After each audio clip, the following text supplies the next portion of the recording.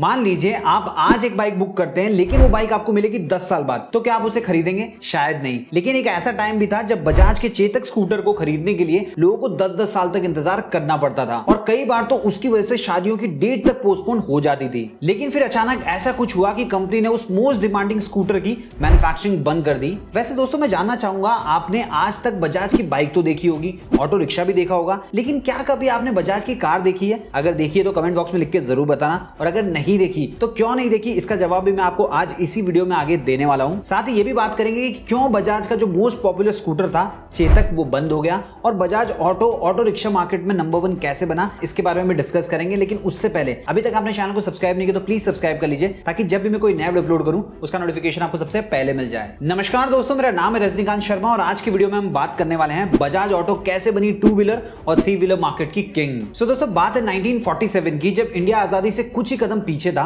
और आने वाले आजाद भारत में क्या क्या होना चाहिए इसके लिए बॉम्बे लेजिस्लेटिव असेंबली में बहुत सारे इश्यूज के ऊपर बहस चल रही थी। और इसी बीच रिक्शा चालकों की इनह्यूमन कंडीशन के बारे में भी आवाज उठने लगी। उस वक्त होम मिनिस्टर थे लेट मोरारजी देसाई, तो उन्होंने हाथ रिक्शा को बंद करने का सुझाव दिया। इसी दौरान एक बिजनेसमैन थे जिनका नाम था नवलमल कुंदलमल फिरोदिया, जिनको एनके फिरोदिया के नाम से भी जाना जाता था, और ये एक फ्रीडम फाइटर भी थे। सो इनको यहाँ पे एक अपॉर्चुनिटी नजर आई कि एक लो कॉस्ट पब्लिक ट्रांसपोर्ट को इंट्रोड्यूस किया जा सकता है। सो इसी चीज के ऊपर ये रिसर्च कर रहे थे, तभी एक दिन एक ट्रेड पेपर में उनको एक 3 व्हीलर की फोटो दिखाई देती है जो एक गुड्स कैरियर था, और उसे बनाया था इटली की पियाजियो कंपनी ने। सो उन्होंने ये फोटो मोरारजी देसाई को दिखाई और कहा कि अगर इस 3 व्हीलर को हम इंडिया के अंदर मंगवाएं और इसके टेक्निकल एस्पेक्ट को चेक करें तो हो सकता है कि इसे पैसेंजर व्हीकल की तरह यूज किया जा सकता है। सो मोरारजी देसाई ने इसके लिए हाँ कर दी और इस प्रोजेक्ट के लिए एनके फिरोदिया की कंपनी जय हिंद इंडस्ट्रीज और बजराज ट्रेडिंग कॉर्पोरेशन प्राइवेट लिमिटेड के बीच एक जॉइंट वेंचर शुरू किया गया। दोस्तों मैं आपको बता दूं, बजराज ट्रेडिंग कॉर्पोरेशन का नाम बाद में बदलकर हो गया बजाज ऑटो लिमिटेड, जिसके बारे में आज के वीडियो के अंदर हम डिटेल में बात करने वाले हैं। और मैं आपको बता दूं आज के टाइम में बजाज ग्रुप का हिस्सा है। सो दोस्तों वीडियो में आगे बढ़ने से पहले बजाज ग्रुप के बारे में शॉर्ट में बात कर लेते हैं। दोस्तों बजाज ग्रुप की शुरुआत वैसे तो बजराज बजाज ने की थी, लेकिन इस बिजनेस को आगे तक ले जाने का 90% क्रेडिट उनके बेटे जन्नालाल बजाज को जाता है। इनका कॉटन गिनिंग का बिजनेस था। इन्होंने अपने पिता के साथ रहकर बहुत ही छोटी सी उम्र में बिजनेस के बारे में काफी कुछ सीखा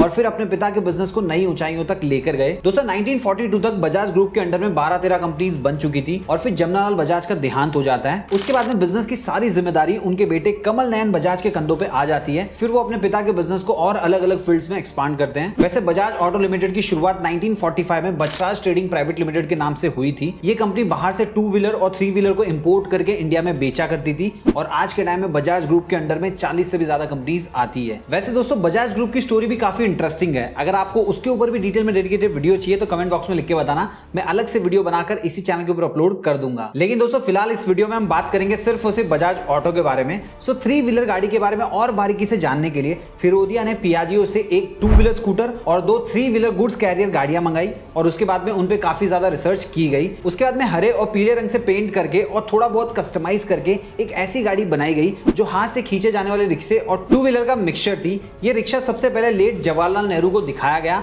और इसकी फर्स्ट राइड उन्होंने ही की थी। जिसके बाद में 1948 में इस नए रिक्शे को इंडियन रोड पे एज ए पब्लिक ट्रांसपोर्ट चलाने की परमिशन मिल गई। इस 3 व्हीलर को एनके फिरोदिया ने ऑटो रिक्शा नाम दिया, जिसके बाद में ये नाम ऑक्सफोर्ड डिक्शनरी में भी दर्ज हो गया। जय हिंद इंडस्ट्रीज और बजाज ऑटो के जॉइंट वेंचर के अंडर में ऐसे कई सारे रिक्शा बनाए गए। शुरुआत में केवल बॉम्बे में ही चलते थे। फिर एक बार प्रिंस करीम आगा खान, जो कि आगा खान डेवलपमेंट नेटवर्क के फाउंडर और चेयरमैन है, वो पूना में अपने पैलेस घूमने गए तो उन्होंने देखा कि स्टेशन से पैलेस तक साइकिल रिक्शा से 2 घंटे लगते थे और ऑटो रिक्शा से सिर्फ 40 मिनट में पहुंचा जा सकता था। इसीलिए उन्होंने पूना में भी ऑटो रिक्शा को प्रमोट किया, जिसके बाद में वहां पर भी धीरे धीरे तांगा, साइकिल रिक्शा, हाथ रिक्शा ये सब बंद होने लग गए और ऑटो रिक्शा का चलन आने लगा। लेकिन दोस्तों उस वक्त ऑटो रिक्शा पॉपुलेशन के हिसाब से बहुत ही कम थे। 1000 लोगों पे लगभग 4 से 16 रिक्शा ही हुआ करते थे। फिर धीरे धीरे साउथ साइड में भी रिक्शा चलने लगा। लेकिन दोस्तों अब भी इंडिया के अंदर बहुत ही कम ऑटो रिक्शा हुआ करते थे, क्योंकि जैसे कि मैंने बताया 3 व्हीलर्स को बाहर के देशों से इंपोर्ट किया जाता था। लेकिन जैसे जैसे इंडिया में ये पॉपुलर होने लगा और इसकी डिमांड बढ़ने लगी, उसके बाद में बजाज ऑटो को 1959 में 2 व्हीलर और 3 व्हीलर के मैन्युफैक्चरिंग का लाइसेंस मिल गया। साथ ही वेस्पा स्कूटर को इंडिया में बनाने के लिए बजाज ऑटो लिमिटेड को पियाजियो कंपनी से लाइसेंस भी मिल गया था, जिसके बाद में कंपनी ने 2 व्हीलर और 3 व्हीलर बनाना शुरू किया। और दोस्तों फिर 1960 में ये कंपनी पब्लिक लिमिटेड कंपनी बन गई। और मैं आपको बता दूं 1965 में कमल नयन बजाज के बड़े बेटे राहुल बजाज ने बजाज ऑटो की बागडोर अपने हाथों में ले ली। और फिर 1972 में कंपनी ने वेस्पा स्प्रिंट स्कूटर की नॉलेज का इस्तेमाल करके एक स्कूटर लॉन्च किया, जिसके पहिए काफी बड़े थे और ये पेट्रोल से चलता था। इसकी इन्हीं खासियत खासियत की वजह से ये इंडिया के उबड़ खाबड़ रास्तों पे आराम से चल पाता था। साथ ही इसकी सीट भी फ्लैट थी जिसपे 3 लोग आराम से बैठ सकते थे। देखिए इससे पहले जो भी स्कूटर्स आते थे उनमें 2 अलग अलग सीट होती थी जिसपे 2 लोग ही बैठ सकते थे। इन्हीं कुछ खासियत की वजह से इस स्कूटर का नाम महाराणा प्रताप के घोड़े चेतक के नाम पर चेतक स्कूटर रखा गया। इसकी मार्केटिंग के लिए एक टैगलाइन यूज की गई, हमारा बजाज। अगर आपने भी कभी बचपन में ऐड देखा होगा तो आपको भी हमारा बजाज वाली लाइन जरूर याद होगी। दोस्तों इस ऐड कैंपेन और इंडियन रोड के लिए परफेक्ट होने की वजह से इसे काफी ज्यादा पसंद किया गया और एक टाइम पे इसकी डिमांड इतनी ज्यादा बढ़ गई कि लोगों को इसके लिए 10-10 साल तक वेटिंग पीरियड दिया जाता था। अब आप सोचेंगे 10-10 साल तक क्यों? क्योंकि इसके पीछे का रीजन था परमिट राज। अब देखिए उस वक्त साल भर में सिर्फ 1000 व्हीकल ही बनाया जा सकता था, लेकिन चेतक स्कूटर का क्रेज अलग ही लेवल का था, लेकिन प्रोडक्शन तो लिमिटेड ही किया जा सकता था। इसकी वजह से कंपनी लोगों को 10 साल तक का वेटिंग पीरियड देती थी और ताजुब की बात यह है कि 10 सालों तक लोग रुकते भी थे और कितनी बार तो शादियां तक भी पोस्टपोन हो गई क्योंकि बहुत से लोग इसे दहेज में दिया करते थे। 1977 में बजाज ऑटो ने rear engine auto rickshaw launch किया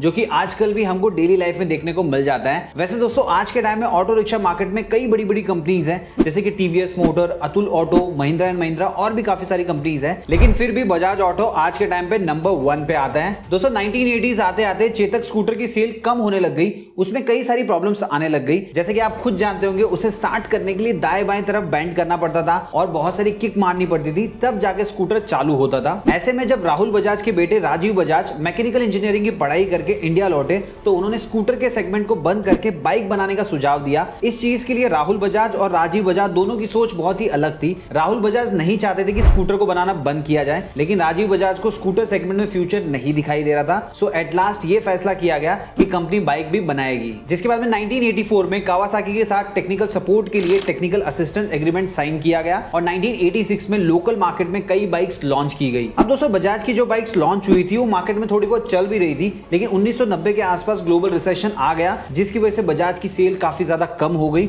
और वहीं 1991 में ग्लोबलाइजेशन और लिबरलाइजेशन के बाद में बहुत सी ऑटोमोबाइल कंपनीज इंडियन मार्केट में एंटर कर गई। मैक्सिमम कंपनीज जैसे कि सुजुकी, यामाहा, होंडा और भी कई सारी कंपनीज थी, ये सभी बाइक सेगमेंट में ही काम करने लगी और इंडिया में काम करने के लिए इन सभी ने किसी न किसी इंडियन कंपनी के साथ जॉइंट वेंचर किया और इंडियन मार्केट पे राज करने लग गई, क्योंकि इन कंपनीज की बाइक्स बेटर टेक्नोलॉजी, ज्यादा माइलेज, मॉडर्न लुक के साथ साथ अफोर्डेबल प्राइस में लोगों को मिल रही थी, जिसकी वजह से चेतक स्कूटर और बजाज की बाइक्स का ग्राफ धीरे धीरे नीचे की तरफ गिरता गया और एक टाइम पर आकर इनकी सेल्स बिल्कुल ठप पड़ गई। हीरो होंडा ने पूरे इंडियन मार्केट में अपने पैर जमा लिए थे। फिर बजाज कंपनी ने भी हीरो होंडा के स्प्लेंडर को टक्कर देने के लिए कुछ बाइक्स मार्केट में लॉन्च की, लेकिन हीरो होंडा के आगे सारी बाइक्स फेल हो गई, क्योंकि हीरो होंडा की जो स्प्लेंडर थी वो 4 स्ट्रोक इंजन के साथ आया करती थी, वहीं बजाज की सारी बाइक्स 2 स्ट्रोक इंजन वाली होती थी। दोस्तों 4 स्ट्रोक इंजन में क्या होता है, फ्यूल कम लगता है और माइलेज ज्यादा देती है और 2 स्ट्रोक इंजन में फ्यूल ज्यादा लगता है। इसके अलावा 4 स्ट्रोक इंजन के और भी कई सारे बेनिफिट्स हैं जो 2 स्ट्रोक इंजन में देखने को नहीं मिलते हैं। इसी वजह से बजाज की बाइक्स एक के बाद एक फेल होती जा रही थी। अब ऐसे में राजीव बजाज ने यह सोचा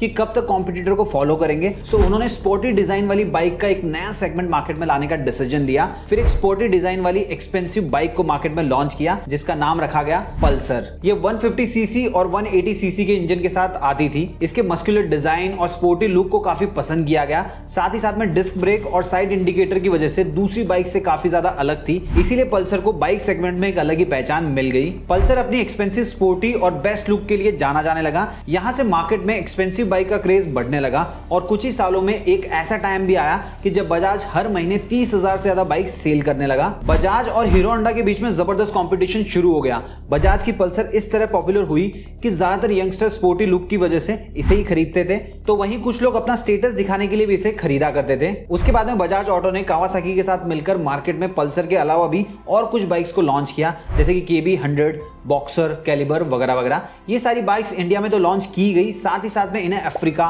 मैक्सिको, फिलीपींस जैसे कई सारे देशों में भी एक्सपोर्ट किया जाने लगा। दोस्तों वहां पे इन बाइक्स को काफी ज्यादा पसंद किया गया। बॉक्सर बाइक अफ्रीका की लार्जेस्ट सेलिंग बाइक बन गई और बाकी की बाइक्स भी बाहर के देशों में काफी ज्यादा पसंद की जा रही थी और इंडिया में कैलिबर बाइक को काफी अच्छा रिस्पॉन्स मिल रहा था। लेकिन फिर भी हीरो होंडा, यामाहा और सुजुकी की तुलना में बजाज ऑटो का सेल काफी कम था, क्योंकि ये बाइक की क्वालिटी को इंप्रूव करने की बजाय अलग अलग तरीके की बाइक्स मार्केट में लॉन्च कर रहे थे। सो ऐसे में राजीव बजाज ने एक इंटरव्यू में बताया था कि उस वक्त मुझे कुछ समझ में नहीं आ रहा था, तो मैंने योगा और होम्योपैथी से कुछ इंस्पिरेशन ली। साथ ही कई बड़ी बड़ी कंपनी जैसे कि टोयोटो, वॉल्क्सवैगन और इवन मैकडॉनल्ड से भी उन्हें काफी ज्यादा इंस्पिरेशन मिली, क्योंकि ये सभी कंपनीज अपनी क्वालिटी पे काम करती है और अपने ही सेगमेंट में एक प्रीमियम ब्रांड भी है। इसके अलावा दोस्तों योगा में कहा जाता है कि अगर आपकी बॉडी फिट है तो हर तरीके की बीमारियों को खुद ब खुद क्योर कर सकती है। तो दोस्तों वहीं होम्योपैथिक से ये सबक मिलता है कि किसी भी बीमारी के कम से कम 3 सिम्टम्स ढूंढने चाहिए जिससे उस बीमारी को अच्छे से ट्रीट किया जा सके। सो वो इसी चीज के एनालिसिस में लग गए। उन्होंने देखा कि होंडा एक्टिवा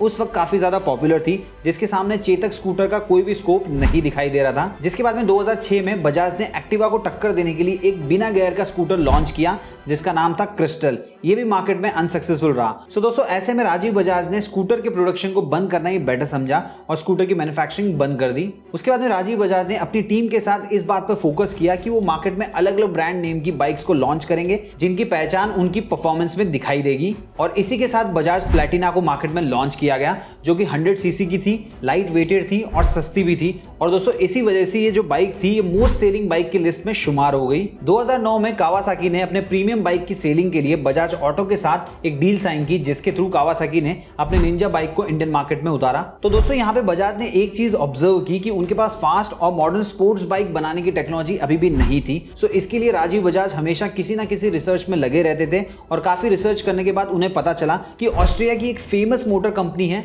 KTM, उसकी फाइनेंशियल कंडीशन अभी खराब चल रही है। सो ऐसे में राजीव बजाज ने ये देखा कि KTM काफी पॉपुलर है और advance technology based motor company भी है जिससे उन्हें काफी ज्यादा मदद मिल सकती है। सो बजाज कंपनी ने तुरंत 14.5 स्टेक्स खरीद लिए और आज के टाइम में बजाज ऑटो के पास KTM के लगभग 48% स्टेक है जो कि आने वाले टाइम में और भी ज्यादा इंक्रीज हो सकते हैं। बजाज को KTM से जोड़ने के 2 फायदे हुए। सबसे पहला, उनकी brand value world wide market में काफी ज्यादा बढ़ गई और दूसरा, जबरदस्त टेक्निकल सपोर्ट भी मिला। और इसी सपोर्ट की हेल्प से बजाज ने मार्केट में पल्सर NS और पल्सर RS जैसी हैवी, स्टाइलिश और प्रीमियम बाइक्स लॉन्च की जिनके लिए यूथ में एक अलग ही क्रेज देखने को मिलता है। इस कोलैबोरेशन का KTM को काफी ज्यादा फायदा हुआ क्योंकि जहां KTM को ऑस्ट्रिया में बाइक मैन्युफैक्चरिंग काफी ज्यादा महंगी पड़ रही थी, तो जब बाइक इंडिया में बनने लग गई तो मैन्युफैक्चरिंग कॉस्ट 30% तक कम हो गया। फिर 2012 में जब KTM ने KTM ड्यूक 200 मार्केट में लॉन्च की तो ये जबरदस्त सक्सेसफुल रही। उसके बाद में दोस्तों ड्यूक 390, KTM RC 300 को भी मार्केट में उतारा गया और ये बाइक्स भी खूब चली। अब दोस्तों बजाज ऑटो KTM के साथ मार्केट में जो बाइक्स लॉन्च कर रही थी उनकी प्राइस कावासाकी की बाइक से थोड़ी कम थी,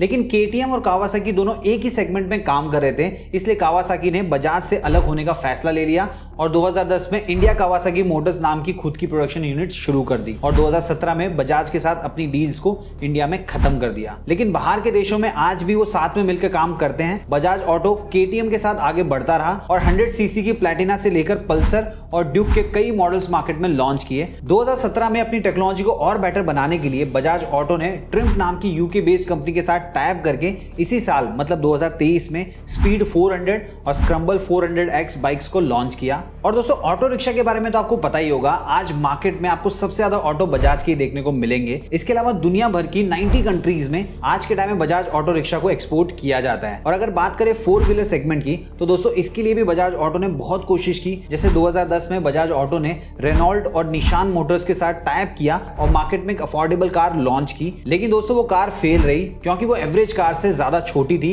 और साथ ही उसमें कई छोटी छोटी कमियां भी थी जिसकी वजह से वो कार मार्केट में नहीं चल पाई।